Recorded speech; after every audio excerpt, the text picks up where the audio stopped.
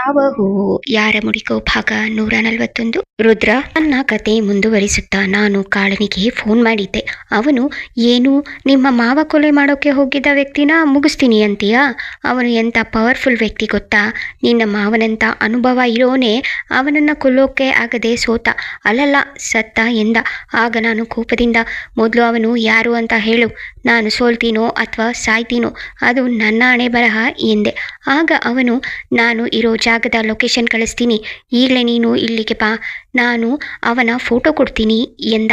ಆಗ ನಾನು ಎಲ್ಲಿಗೂ ಬರಲ್ಲ, ಸಾಯ್ಬೇಕಿರೋ ವ್ಯಕ್ತಿ ಎಲ್ಲಿದ್ದಾನೆ, ಅವನು ಇರೋ ಜಾಗದ ವಿಳಾಸ ಫೋಟೋ ಕಳಿಸು, ಕೆಲಸ ಆಯಿತು ಅಂತ ಗೊತ್ತಾದ ಮೇಲೆ ದುಡ್ಡನ್ನು ನನ್ನ ಮಾವನ ನಂಬರ್ಗೆ ಫೋನ್ಪೇ ಮಾಡುವಂತೆ ಎಂದು ಹೇಳಿ ಕಾಲ್ ಕಟ್ ಮಾಡಿದೆ. 5 ನಿಮಿಷದಲ್ಲಿ ಆ ವ್ಯಕ್ತಿ ಇರೋ ಜಾಗದ ವಿಳಾಸ ಮತ್ತೆ ಆ ವ್ಯಕ್ತಿ ಫೋಟೋ ಕಳುಹಿಸಿದ. ತಕ್ಷಣ ಹೊರಟು 1 ಗಂಟೆಯ ನಂತರ ಆ ವಿಳಾಸ ತಲುಪಿದೆ. ದೊಡ್ಡ ಬಂಗಲೆ, ಅದರ ಮುಂದೆ ಸೆಕ್ಯೂರಿಟಿ.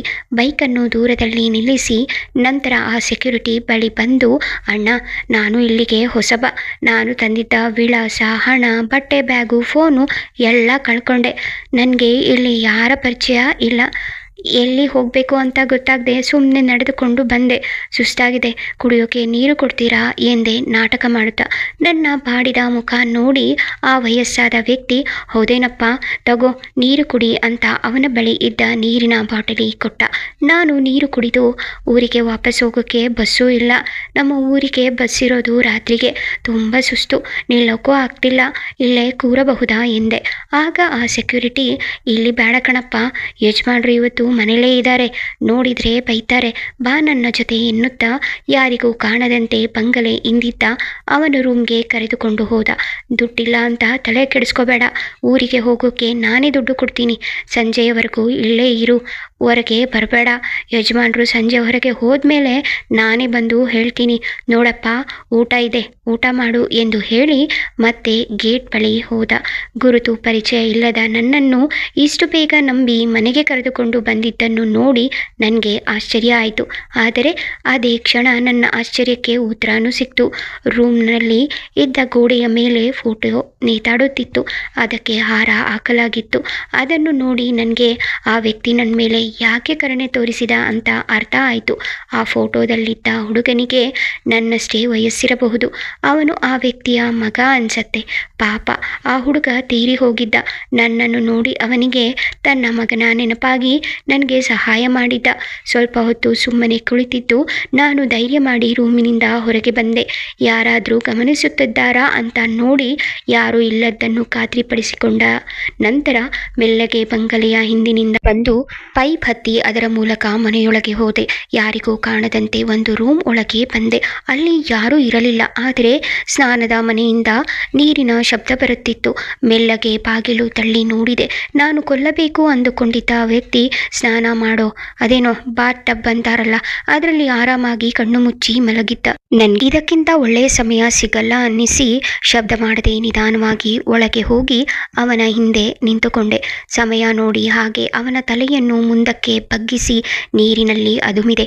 ಅವನಿಗೆ ಕೂಗಾಡಲು ಕೂಡ ಅವಕಾಶ ಇರಲಿಲ್ಲ, ಹಾಗೆ ಒದ್ದಾಡಿ ಪ್ರಾಣ ಬಿಟ್ಟ. ನಂತರ ನಾನು ಒಂದು ಕ್ಷಣ ಕೂಡ ವ್ಯರ್ಥ ಮಾಡದೆ ಬಂದ ದಾರಿಯಲ್ಲೇ ವಾಪಸ್ ರೂಮಿಗೆ ಬಂದು ಮಲಗಿದೆ. ರಾತ್ರಿ ನಿದ್ದೆ ಇಲ್ಲದ ಕಾರಣ ಚೆನ್ನಾಗಿ ನಿದ್ದೆ ಬಂತು. ಎಚ್ಚರವಾದಾಗ ನನಗೆ ಕೂಗಾಟ, ಅಳು ಕೇಳಿಸಿತು. ನಾನು ಭಯದಿಂದ ಎದ್ದು ರೂಮ್ನಿಂದ ಹೊರಗೆ ಬಂದು ಗೇಟ್ ಕಡೆ ನೋಡಿದೆ. ಕಾರುಗಳು, ಪೊಲೀಸ್ ಜೀಪ್, ಆಂಬ್ಯುಲೆನ್ಸ್, ಪೊಲೀಸ್ ಜೊತೆಗೆ ತುಂಬಾ ಜನ ಕೂಡ ಇದ್ದರು. ನಾನು ಹಾಗೆ ಮರೆಯಾಗಿ ನಿಂತು ನೋಡುತ್ತಿದ್ದೆ. ಆ ವ್ಯಕ್ತಿಯ ಕುಟುಂಬದವರು ಯಾರೂ ಕಾಣಲಿಲ್ಲ. ನಂತರ ಆ ವ್ಯಕ್ತಿಯ ದೇಹನ ಆಂಬ್ಯುಲೆನ್ಸ್ನಲ್ಲಿ ತೆಗೆದುಕೊಂಡು ಹೋದರು. ಅದರ ಹಿಂದೆ ಪೊಲೀಸ್ ಜೀಪ್, ಬಂದಿದ್ದ ಕಾರುಗಳು ಜೊತೆಗೆ ಅಲ್ಲಿ ಇದ್ದ ಜನರು ಎಲ್ಲ ಖಾಲಿಯಾದರು. ತಕ್ಷಣ ಆ ಸೆಕ್ಯೂರಿಟಿ ನಾನಿದ್ದ ರೂಮ್ ಕಡೆ ಬರುತ್ತಿದ್ದನ್ನು ನೋಡಿ ರೂಮ್ ಒಳಗೆ ಬಂದು ಮಲಗುವ ನಾಟಕ ಮಾಡಿದೆ. ಒಳಗೆ ಬಂದ ಸೆಕ್ಯೂರಿಟಿ ಗಾಬರಿಯಿಂದ, ಎದ್ದೇಳಪ್ಪ, ಹೇ ಮಗು ಎದ್ದೇಳು ಎಂದ. ನಾನು ಎದ್ದು ಕುಳಿತು, ಏನಾಯ್ತು ಅಣ್ಣ ಎಂದೆ. ಆಗ ಸೆಕ್ಯೂರಿಟಿ, ಅಯ್ಯೋ ಮನೆ ಯಜಮಾನ್ರು ಕೊಲೆ ಆಗೈತೆ ಕಣಪ್ಪ, ಯಾರಾದರೂ ನಿನ್ನನ್ನು ನೋಡೋಕ್ಕೆ ಮುಂಚೆ ಹೊರಡು, ಆಮೇಲೆ ನಿನಗೆ ನನಗೆ ಇಬ್ರಿಗೂ ಕಷ್ಟ. ಈಗ ಮನೇಲಿ ಯಾರೂ ಇಲ್ಲ, ಇದೇ ಸರಿಯಾದ ಸಮಯ. ನಮ್ಮ ಪುಣ್ಯಕ್ಕೆ ಯಾರೂ ಈ ಕಡೆ ಬರಲಿಲ್ಲ. ತಗೋ ಹಣ ಎನ್ನುತ್ತಾ ಸ್ವಲ್ಪ ನೋಟುಗಳನ್ನು ನನ್ನ ಶರ್ಟ್ ಜೇಬಲ್ಲಿ ತುರುಕಿದ. ನನಗೂ ಅಲ್ಲಿಂದ ಹೋದರೆ ಸಾಕು ಎನಿಸಿತ್ತು. ನಾನು ಎದ್ದು, ಅಯ್ಯೋ ನನಗೆ ಇಂಥ ವಿಷಯನ ಕೇಳೋಕ್ಕೂ ಭಯ ಆಗುತ್ತೆ, ಹೊರಡ್ತೀನಿ, ಸಹಾಯ ಮಾಡಿದ್ದಕ್ಕೆ ಧನ್ಯವಾದಗಳು ಅಂತ ಹೇಳಿ ಅಲ್ಲಿಂದ ಹೊರಟು ನಾನು ಬೈಕ್ ನಿಲ್ಲಿಸಿದಲ್ಲಿಗೆ ಬಂದೆ. ನನ್ನನ್ನು ಯಾರೂ ಗಮನಿಸಲಿಲ್ಲ. ನನ್ನ ಪುಣ್ಯ ಅಲ್ಲೆಲ್ಲೂ CC ಕ್ಯಾಮರಾಗಳು ಇರಲಿಲ್ಲ. ಬೈಕ್ ತೆಗೆದುಕೊಂಡವನು ಮನೆಗೆ ಬಂದೆ. ಮಾವನ ಫೋನ್ ಆನ್ ಮಾಡಿದ ತಕ್ಷಣ ಕಾಳನ ಫೋನ್ ಬಂತು. ಅವನು, ಏನೋ ಇದು, ಹೇಳಿದ ಕೆಲಸ ಅಷ್ಟು ಸುಲಭವಾಗಿ ಮುಗಿಸಿದ್ಯಾ, ಅಲ್ಲಿ ಯಾರ ಕಣ್ಣಿಗೂ ನೀನು ಬೀಳಲಿಲ್ವಾ ಎಂದ. ಅದಕ್ಕೆ ನಾನು ನನ್ನ ಪುಣ್ಯಕ್ಕೆ ಯಾರೂ ಇರಲಿಲ್ಲ ಎಂದೆ.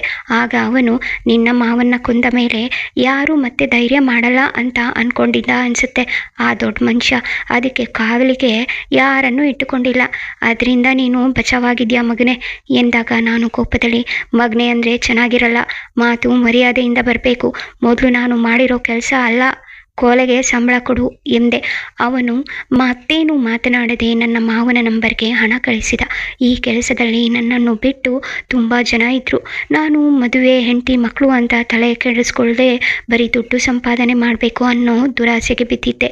ಅಪ್ಪ ಅಮ್ಮನ ಮಾತು ಕೂಡ ಕೇಳಲಿಲ್ಲ. ಆವಾಗವಾಗ ಕಾಳನಿಂದ ನನಗೆ ಫೋನ್ ಬರ್ತಿತ್ತು. ಅವರಿವರಿಗೆ ಹೆದರಿಸೋದು, ಕೈಕಾಲು ಮುರಿಯೋದು ಅಷ್ಟೇ. ಕೊಲೆ ಮಾಡೋಕ್ಕೆ ಒಬ್ಬನೇ ಹೋಗ್ತಿದ್ದೆ. ಇದುವರೆಗೂ ನಾನು ಯಾರಿಗೂ ನನ್ನ ಮುಖ ಕೂಡ ತೋರಿಸಿಲ್ಲ. 4 ಜನನ ಕೊಲೆ ಮಾಡಿದ್ದೀನಿ. 2 ಸಲ ಕೊಲೆ ಮಾಡಿದಾಗ ಆ ಮನೆ ಕೆಲಸದವರು ಅಥವಾ ಕೊಲೆಯಾದ ವ್ಯಕ್ತಿಗೆ ಸಂಬಂಧಪಟ್ಟವರು ನನ್ನ ಕಣ್ಣನ್ನು ಮಾತ್ರ ನೋಡಿದ್ದರು. ಆದರೆ ಸಾಕ್ಷಿ ಹೇಳೋಕೆ ಅವರು ನನ್ನ ಮುಖ ನೋಡಿರಲಿಲ್ಲ. ಯಾವತ್ತೂ ಯಾರ ಮುಂದೇನೂ ಮುಖ ತೋರಿಸೋ ಪ್ರಮೇಯನೇ ಬರಲಿಲ್ಲ. ನಾನು ಕೆಲಸಕ್ಕೆ ಹೋದರೆ ಮಂಕಿ ಟೋಪಿಯಿಂದ ಮುಖ ಮುಚ್ಚಿಕೊಳ್ಳದೆ ಹೋಗ್ತಿರ್ಲಿಲ್ಲ. ಭೇಟಿ ಮಾಡಬೇಕು ಅಂತ ಕಾಳ ಮತ್ತು ಮಂಜನ್ನ ಕರೆಸಿಕೊಂಡು ನಾನು ಮಾತ್ರ ಅವರನ್ನು ದೂರದಿಂದ ನೋಡಿ ಫೋಟೋ ತೆಕ್ಕೊಂಡು ಅವರನ್ನು ಭೇಟಿ ಮಾಡದೆ ಅವರಿಗೆ ಏನೋ ಕಾರಣ ಹೇಳಿ ಉಪಾಯದಿಂದ ತಪ್ಪಿಸಿಕೊಂಡಿದ್ದೆ. ಅವರು ಕೂಡ ನನ್ನನ್ನು ನೋಡಬೇಕು ಅಂತ ಅಂದ್ಕೊಳ್ಳಿಲ್ಲ. ನನಗೆ ಕೊಲೆ ಮಾಡೋಕೆ ಫೋಟೋ, ದುಡ್ಡು, ವಿಳಾಸ ಎಲ್ಲವನ್ನು ಫೋನ್ ಮುಖಾಂತರವೇ ಕಳಿಸ್ತಿದ್ರು. ಆದರೆ ನಾನು ಮಾತ್ರ ಆಗಾಗ ಕಾಳ ಮಂಜನನ್ನು ಹಿಂಬಾಲಿಸ್ತಿದ್ದೆ. ಅವರು ಆ ಬಾಸ್ನ ಭೇಟಿ ಮಾಡಿದಾಗ ಅವರಿಗೆ ಗೊತ್ತಿಲ್ಲದ ಹಾಗೆ ಹೋಗಿ ಇದಕ್ಕೆಲ್ಲ ಕಾರಣನಾದ ಜನಾರ್ದನ್ನ ಫೋಟೋ ಕೂಡ ತೆಕ್ಕೊಂಡಿದ್ದೆ. 14 ವರ್ಷಗಳು ಕಳೆದ್ವು. ಒಂದಿನ ಕಾಳ ನನಗೆ ಫೋನ್ ಮಾಡಿ, ಇನ್ಮೇಲೆ ಹೆದರ್ಕೊಳ್ಳೋ ಅವಶ್ಯಕತೆ ಇಲ್ಲ, ನೀನು ಮಾತ್ರ ಅಲ್ಲ, ಇನ್ನು ಯಾರೇ ಕೊಲೆ ಮಾಡಿದ್ರೂ ಭೈರವ ಅನ್ನೋರ ಹೆಸರಲ್ಲಿ ಸಾಕ್ಷಿನ ಸೃಷ್ಟಿ ಮಾಡ್ತೀವಿ. ಅವನು ಏನು ತಪ್ಪು ಮಾಡದೆ ಕೊಲೆ ಆಪಾದನೆ ಮೇಲೆ 14 ವರ್ಷ ಜೈಲಲ್ಲಿ ಇದ್ದು ಬಿಡುಗಡೆಯಾಗಿದ್ದಾನೆ. ಅವನು ನಮ್ಮ ಬಾಸ್ ಸ್ನೇಹಿತ ಅಲ್ಲಲ್ಲ, ಶತ್ರು. ಅದಕ್ಕೆ ಒಳ್ಳೆ ಮನುಷ್ಯನ ಡಾನ್ ಅಂತ ಮಾಡಿ ನಮ್ಮ ಯಜಮಾನರು ಇದನ್ನೆಲ್ಲ ಅವನ ಮಗನ ತಲೆಗೆ ಕಟ್ಟೋದು ಅಂತ ಹೇಳಿದ್ದಾರೆ. ಸಾಕ್ಷಿನೆಲ್ಲ ಅವನ ವಿರುದ್ಧವಾಗಿ ಸಿಗೋ ಹಾಗೆ ಮಾಡ್ತೀವಿ. ಮತ್ತೆ ಅವನ ಜೊತೆ ಅವನ ಮಗನನ್ನು ಕೂಡ ಜೈಲಿಗೆ ಕಳಿಸೋ ಉದ್ದೇಶ ನಮ್ಮ ಯಜಮಾನರು ಜನಾರ್ದನ್ ಸಾಹೇಬ್ರದು ಅಂತ ಬಾಯಿ ತಪ್ಪಿ ಆ ವ್ಯಕ್ತಿಯ ಹೆಸರನ್ನು ಹೇಳಿ ನಂತರ ಈ ವಿಷಯ ಹೊರಗೆ ಬರಬಾರ್ದು, ಬಂದರೆ ನಿನ್ನ ಸಾಯಿಸೋಕ್ಕೂ ಸುಪಾರಿ ಕೊಡ್ತೀವಿ, ಹುಷಾರಂತ ಬೆದರಿಕೆ ಹಾಕ್ದ. ನನಗೆ ಭಯ ಇರಲಿಲ್ಲ, ಯಾಕೆಂದರೆ ನಾನು ಅವರನ್ನೆಲ್ಲ ನೋಡಿದ್ದೆ. ನನ್ನನ್ನು ಮಾತ್ರ ಯಾರಾದರೂ ಇರಲಿ, ಕಾಳ ಕೂಡ ನೋಡಿರಲಿಲ್ಲ. ಮುಂದೆ ಮಾಡಿದ ಕೊಲೆಗಳನ್ನೆಲ್ಲ ಭೈರವ ಮತ್ತೆ ಅವನ ಮಗನ ಮೇಲೆ ಹಾಕಿದ್ರು. ನಾನು ಕೂಡ ಸ್ವಾರ್ಥಿಯಾಗಿ ಯೋಚನೆ ಮಾಡ್ತಿದ್ದೆ. 4ನೇ ಸಾರಿ ಅಂದರೆ ಅದೇ ಕೊನೆ ಸಾರಿ ಕೊಲೆ ಮಾಡೋಕ್ಕೆ ಹೋದೆ. ಆಗ ಆ ವ್ಯಕ್ತಿ ನನ್ನನ್ನು ನೋಡಿ, ನನ್ನನ್ನು ಕೊಲ್ಲೋ ಪರವಾಗಿಲ್ಲ, ತಪ್ಪಿಸಿಕೊಳ್ಳೋ ಪ್ರಯತ್ನ ಕೂಡ ಮಾಡಲ್ಲ, ಯಾಕಂದರೆ ಈಗಾಗಲೇ ನನ್ನವ್ರನ್ನೆಲ್ಲ ಕಳ್ಕೊಂಡು ಸತ್ತು ಹೋಗಿದ್ದೀನಿ, ನಾನೇ ಆತ್ಮಹತ್ಯೆ ಮಾಡ್ಕೋಬೋದಿತ್ತು, ಆದರೆ ಏಡಿ ಆಗೋಕ್ಕೆ ನನಗೆ ಇಷ್ಟ ಇಲ್ಲ ಎಂದಿದ್ದ. ನಾನು ಅವನ ಬಳಿ ಹೋಗಿ ಫೋನಿನ ಚಾರ್ಜರ್ ವೈರ್ ತಗೊಂಡು ಅವನ ಕೊರಳಿಗೆ ಸುತ್ತಿ ಎಳೆಯುತ್ತಿದ್ದೆ. ಆಗ ಆ ವ್ಯಕ್ತಿ ನನ್ನ ಟೋಪಿ ತೆಗೆಯುವ ಅವನ ಪ್ರಯತ್ನ ಫಲಿಸಿ ಅವನು ನನ್ನ ಮುಖ ನೋಡಿದ. ಸಾಯೋ ವ್ಯಕ್ತಿ ನೋಡಿ ಏನು ಮಾಡ್ತಾನೆ ಅಂದ್ಕೊಂಡೆ. ಆದರೆ ಅಲ್ಲೇ ಬಾಗಿಲಲ್ಲಿ ನಾನು ಕೊಲೆ ಮಾಡೋದನ್ನು ನೋಡಿ ನಡುಗುತ್ತಾ ನಿಂತಿದ್ದ ಸೀತಾ ಕೂಡ ನನ್ನ ಮುಖ ನೋಡಿದ್ಲು.